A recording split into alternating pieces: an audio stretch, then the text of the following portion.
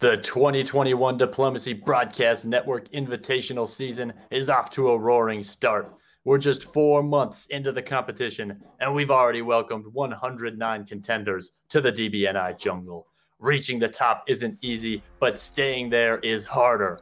Will we see a repeat performance from last season's Diplomacy royalty, or will an upstart snatch Diplomacy's crown? Stay tuned to find out, because the first DBNI rankings of the 2021 Diplomacy season are about to be revealed. This is the DBNI Countdown Show. And we're back. Welcome to the first DBNI Countdown Show of the 2021 season. I'm your host, Brian Pravel, and I'm joined by my co-host, as usual, Mr. Zachary Moore. Zach, we're just 4 months into the DBNI season, and our competitors have already played 4 events and 152 qualifying games. What's even more exciting to me is how diverse this year's field has been. I won't spoil too much before we get to the rankings, but the big story for me at the start of this season is that only one of last season's top 7 seeds are in the initial top 7. In tournament diplomacy, Brian, you either are the leader or you have to stop the leader. You and I spend most of our time trying to stop the leader. Several newcomers have opened strong and set a high bar for the rest of the field, and it's looking likely we may see some new faces next February. That being said, it's still extremely early in the season, and several big names from the 2020 season have yet to play a single game. Most notably, last year's first seed, Tanya Gill. And anyone who wins a qualifying event and plays in at least 2 virtual face-to-face games in the 2021 season will receive an automatic invitation. So far, there have been 4 DBNI events in the 2021 season, 3 of which have been large enough to qualify for an automatic invitation. On screen right now, we see the winners of qualifying face-to-face and virtual face-to-face tournaments. Cyril Savant won the first qualifying event of the 2021 season, the Championnat du Monde Francophone. Cyril did not play in last year's DBNI, so assuming he accepts the invitation, we're likely to see at least one new face in this year's tournament. Jason Massbaum received an automatic invitation for his win at Whipping, and Karthik Kaneth received an invitation for winning DixieCon, the largest virtual event of the season so far. And one important note here, Brian, Katie Gray won the eCarnage event in May, which earned a high number of points towards her DBNI score, but the event did not have enough boards to qualify for an automatic invitation.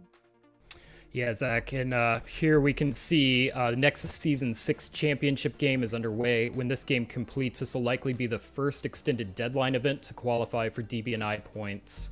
And in league play, Tour of Britain, Virtual Diplomacy League, and the French Diplomacy League are all underway and on pace, where the winners of those events will also receive automatic invitations to the DBNI.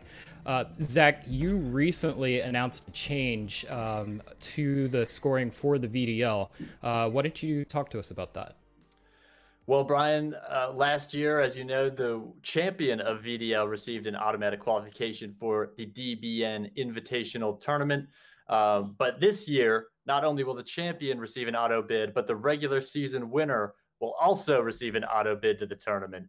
That's because VDL is a unique competition. It's a long haul. You play more boards in VDL than you do in any other tournament. And coming out on top of the regular season standings is no small feat by any means. So we're rewarding that perseverance throughout the entire year to the champion of the regular season with an automatic invitation to the big dance.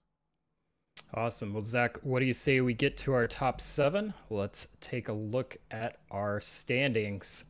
First up, we've got last year's Invitational Cinderella story, Jason Massbaum. This 2-time DBNI alternate missed the top 7 by just 2 points. And with a we can do it attitude, he's proven that this success last year was not just a wish that his heart made. And with a bibbity-bobbity-boo and some strong alliance play, he moved himself up from 38th place into 1st.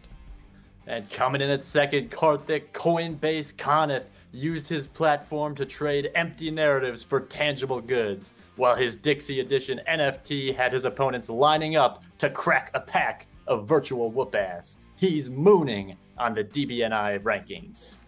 A string of second-place finishes has moved last season's 5th seed into 3rd, with the balanced mix of alliance play and stabs as evidenced by his 41.7% top share. Ed Sullivan has become one of the hottest diplomacy players on the circuit right now. You can also catch his monthly opinion column in the Diplomacy Briefing called Second Fiddle. And coming in at 4th, Cyril Sauvignon Blanc has aged like a fine wine, and if you take your eye off of him, that won't be Merlot spilling out of your back. Everything between now and January is just a nightcap, as Cyril has already locked in his DBNI bid. Katie Gray's win at eCarnage may not have earned her an automatic invitation, but it earned her a ton of respect from the community. Katie defeated many of Diplomacy's best, including 11 DBNI qualifiers, the current VDL league leader, and 3-time world champion Andrew Goff. This success was not a fluke. Katie also placed 3rd at Whipping and is currently ranked 3rd in the Tour of Britain and has one of the highest top shares of players with more than one event. With one more good result, Katie may become the first person without an automatic invitation to lock in a qualification for this year's DBNI. And next up, we have Matthew Skrillex starting off the season with a bangarang, giving all of the Krill crew ecstasy during an exciting buildup of centers in San Jose. But an aggressive mosh bomb left him shaking his head as he dropped a place. Emmanuel Pontevise's 2nd place finish at the CDF moved him up a whopping 231 places from last year into 7th. Emmanuel played in just one event last year, so we're hoping to see more games from him this year so he can keep this place. And entering into places 8 through 14, here's Johnny. Gillum busted through DBN's door with an axe to grind, shining bright with a podium finish at DixieCon. His opponents are sure to be covering their tracks as Gillum tries not to freeze up in Diplomacy's tournament labyrinth. We've analyzed the numbers, and DBN's stats guru Wes Ketchum showed that he's more than just a pencil pusher with a 4th place finish at Whipping and an 8th place finish at DixieCon. Wes will likely need more scores to stay in the top 28, but according to this analyst's predictive model, I like his chances. And Morgante Pell keeps proving that he can play with a target on his back, putting together strong finishes at Whipping and DixieCon despite garnering attention as the reigning VWDC champion. Expect him to renew his seat in the 2021 DBN Invitational. A 3rd place score at a qualifying DBNI event and a 33% top share will put you in great position to start the season. Sasha Massacard will need more scores than this to keep this position, but their debut performance at the CDF was impressive. Tim Crosby has arrived as a Dixie specialist, securing a place in all 3 draws en route to a top 5 finish at David Hood's tournament. Will anyone manage to cut Crosby from a draw? Many people are saying no. A top 5 finish at Dixie is one of Evan Swihart's best results to date. Evan's been an active player this season, but's only placed close to the median at Whipping and eCarnage. His impressive Dixie result should be a confidence builder, though. If he can put together another good score, this could be the momentum that he needs to push him into the DBNI at the end of the season. And rounding out the top 14, Tommy Teardrop Anderson loves to get nice and high up before dropping the ball and finishing with a needlessly difficult 2. But when it comes together for the most mysterious man in the hobby, we'll all be bawling our eyes out in shock and awe. Watch out for Tommy at his home tournament, the Boston Massacre, which is quickly approaching. On to positions 15 to 21. Diplomacy's favorite Scotsman, hailing from the North American West Coast, John Jameson, outplaid his competition at Whipping, kilt it at DixieCon, and had a wee bit of success at eCarnage. We aren't sure if it was his sharp wit or if he wore down his competition with his constant correction on the pronunciation of Edinburgh, or is it Edinburgh? Edinburgh? Either way, it's good enough for 15th place and his highest placement in the DBNI standings. And coming in at 16th, it's Ruben Pablo Sanchez. He's only played in his own backyard, but made a name for himself by batting cleanup in the CDF standings. We'll see if he can find any more juice to stay in the virtual scene, or if he'll remain an undergrounder on the world stage. A fourth place finish at eCarnage and a top 10 performance at Dixie earned Andrei Gribikov the second highest place of all of last year's DBNI Super 7. But this is still only good enough for 17th place. Andrei will need a bigger result if he wants a repeat appearance on the DBNI top board. Hunter Catcher in the Rye wouldn't be appropriate to learn about before 18, and his vulgar order writing has left him fighting a censorship battle with his own first name. Most of you concerned parents won't be surprised to learn that his best results came in events called Carnage and Whipping. I implore you to keep this smut out of my master classroom. Christoph Borja placed 5th at the CDF and had a top share of 33%, which moves him up 150 places from last season into 19th place. And Maxim Popov is still waiting to pop off, meandering to a slow start on the board in 2021, but he has flexed his muscles as a polyglot, becoming one of only a few players to participate in both French and English language competition. A dot is a dot, no matter what tongue you're lying in. In 21st place, Natty Schaefer should feel pretty comfortable. He stayed right around this place most of last season and managed to qualify for the DBNI as the 23rd seed. Natty has been hosting the VWDC's Masterclass and learning from some of Diplomacy's best. We'll be watching him put that knowledge into action the rest of this season. And bringing in the rear, here's places 22 through 28, starting with Candice Rocher.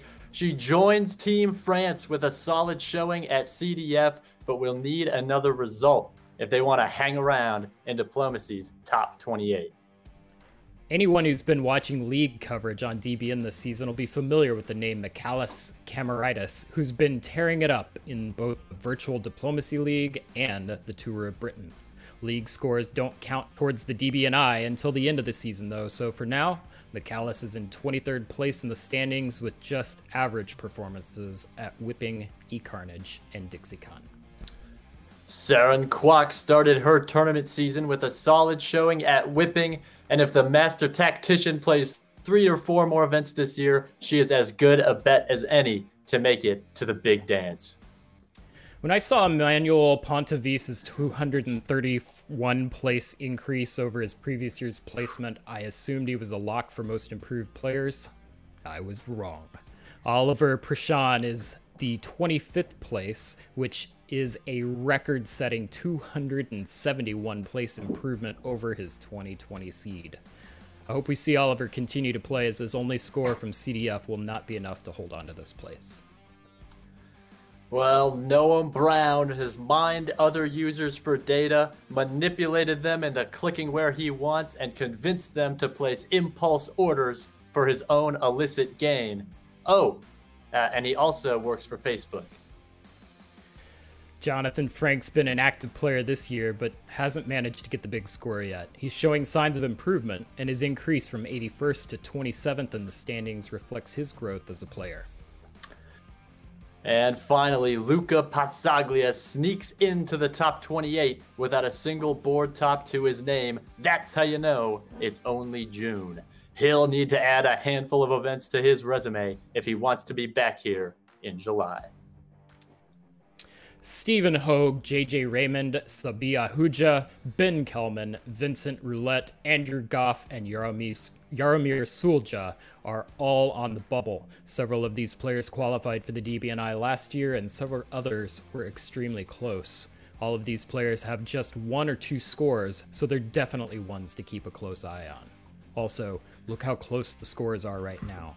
Just 2 points, also known as 41st place at this year's DixieCon, separate these players from the top 28.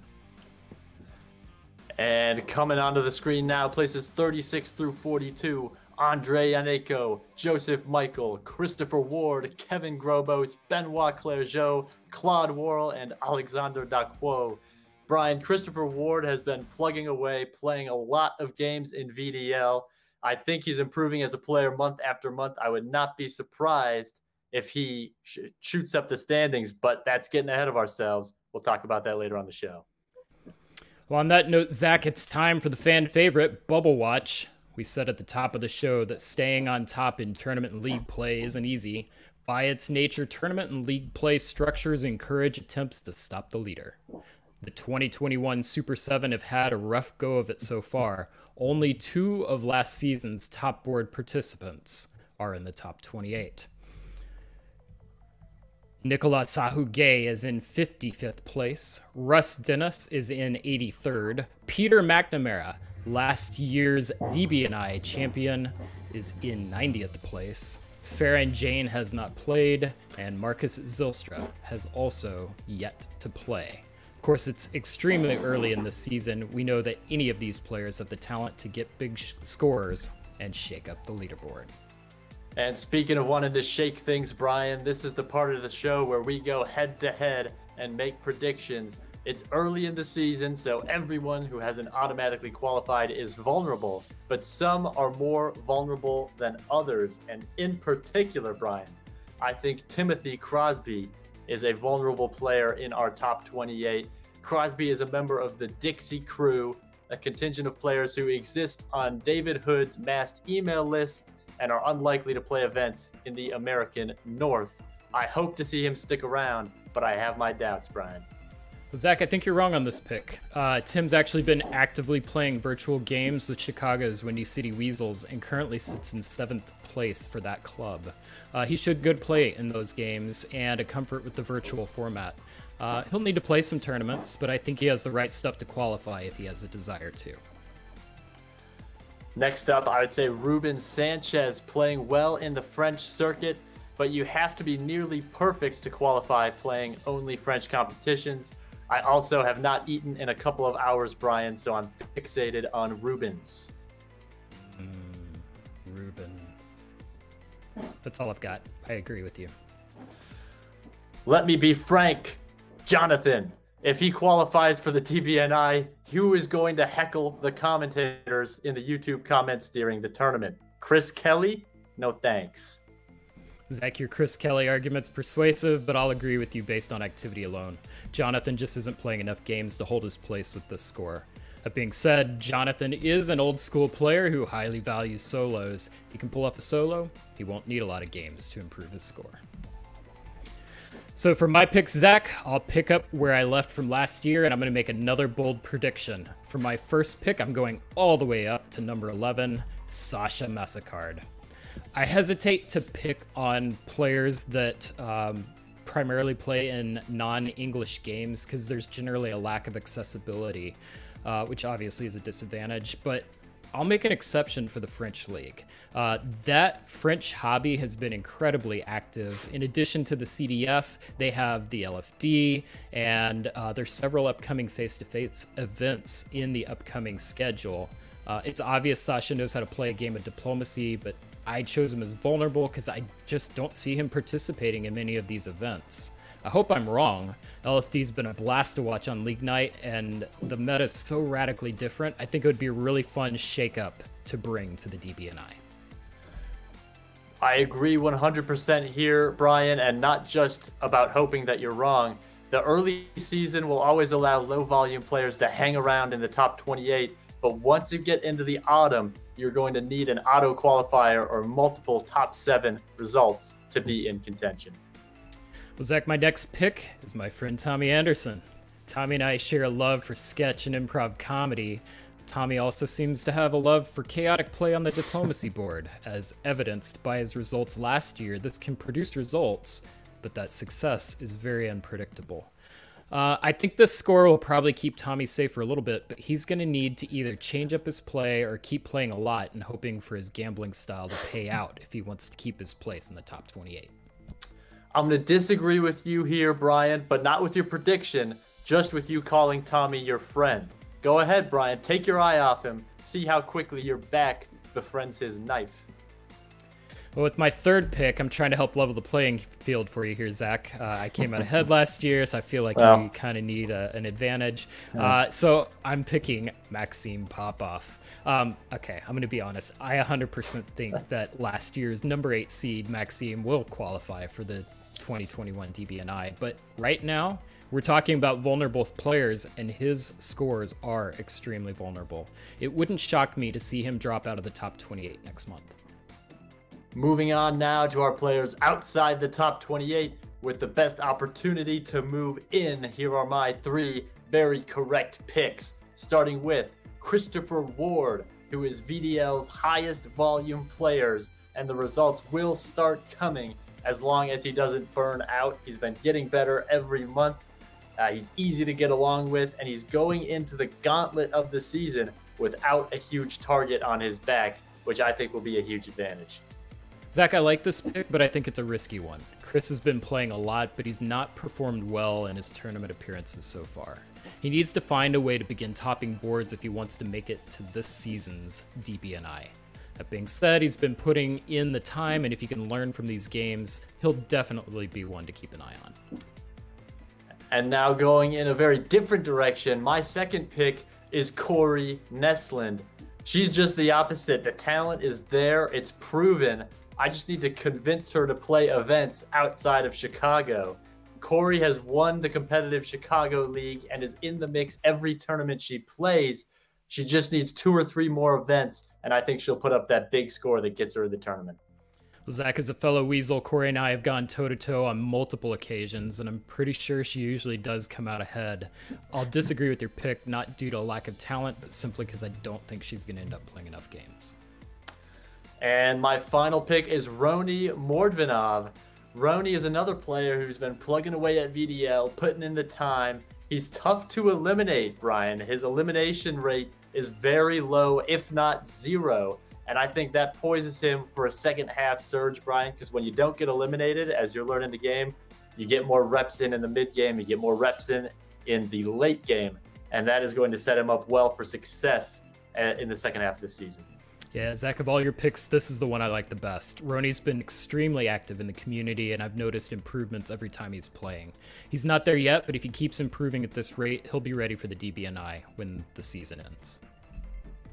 All right, Zach, we'll move on to my even more correct picks. Starting with Ben Kelman. I was on Team Ben all of the 2020 season. He didn't let me down, and I'm not just a fair weather fan. I like his chances again in the 2021 season. Ben's currently ranked 3rd in the VDL and has one of the highest centers above average player scores on the circuit. If you can translate these big center counts into an occasional top, he'll be a lock for the 2021 circuit. I like this pick, Brian. Kelman is a scary player, and he's gotten better every month. I would be shocked to see him outside the top 28 for much longer. For my second pick, I'm going to take a more risky one. Andre Yannico has been playing extremely well in VDL play, coming off an impressive board top during last month's games. This pick is risky, though, because Andre is from Portugal, has less access to play in DBNI events due to time zones than someone in North America. That being said, in addition to the VDL, there's several upcoming European face-to-face events, mini virtual face-to-face events such as this upcoming Summer Classic, the Tour of Britain, and the Virtual World Diplomacy Championship, which all feature European-friendly time zones. He'll have the opportunity to qualify if he wants it enough. I'll disagree with you on this one, Brian. Andre is a strong player, but I think he's a year away. It's a crowded field, and Andre will be an example of a good player who just misses the cut. Once the Portuguese Language Diplomacy League launches in 2022, it'll be a different story. Zach, for my final pick, I'm dropping all the way down to 83rd place and picking from last year's Super 7. Russ Dennis is one of the most competitive players in the diplomacy hobby. He's hungry and he knows how to win games. I'm not sure we'll see Russ as one of our top 7 seeds, but I strongly believe he'll find a way to qualify for the top 28 again. This pick is borderline cheating, Brian. Russ is an unstoppable player who is practicing a little load management in the early going, but the second he decides to shift gears, he will snatch himself an auto bid to this event. Well, Zach, that just about wraps things up. Before we go, let's take a quick look at some of our upcoming DBNI events. We don't know if these events will qualify for an automatic invitation until we see if they have enough players or boards, but all of these events will count towards the player's overall DBNI score. First of all, the Boston Massacre coming up shortly, June 26th and 27th. So just about a week away here. This is an auto bid. It's an old, long-time tournament. Make sure you get to that one. New to the hobby is the Summer Classic, a virtual event with internationally friendly time zones. That will be held July 23rd through 25th and will likely be one of the larger virtual events this season. The Pacific Diplomacy Exchange, a new one on the circuit. It's virtual this year on August 7th, but in future years, this is going to alternate between Portland and Seattle. It's going to be a great event, so show up virtually and then show up in person on the West Coast. Yeah, looking forward to that. And then the last event that we're going to talk about is Chicago's Weasel Moot, September 5th, 2021. That's Labor Day weekend if you're in the United States. And this is going to be a virtual event this year, keeping our fingers crossed for next year. But we're hoping for a good turnout and some competitive play. Zach, that just about wraps things up for today. What are your thoughts about the season so far, and what are you going to be watching for the rest of this season? Well, Brian, I think the season so far has been marked by a lot of uncertainty. We don't know how this is going to shake up. A lot of one-event players, a lot of big performances from lesser-known players, and kind of small performances from better-known players. But I'll tell you this, Brian. You had better start learning French because that segment of the hobby is resurging in a major way, and you don't want to show up to DBNI with only one language in your arsenal. Not that you and I would ever need to worry about qualifying for the DBNI. Not worried at all. And hey, everyone, thank you so much for watching the DBNI Countdown Show. This has been so much fun. Really glad to have Zach back. Enjoy doing this every month. If you have any questions or comments, please contact us on Twitter at DiploBN or email us at info@diplobn.com. If you enjoyed the show and haven't already done so, please click the subscribe button to receive notifications when we broadcast, and tell us your thoughts about the show in the comments section below. Take a chance, make a prediction. Your activity on these videos helps YouTube prioritize them and helps our channel grow as we share the game of diplomacy with a wider audience, and hopefully will result in more players playing the game we love. Zach and I are glad to be back and excited to cover another year of high-level competitive diplomacy play. We hope to see you on a diplomacy board soon.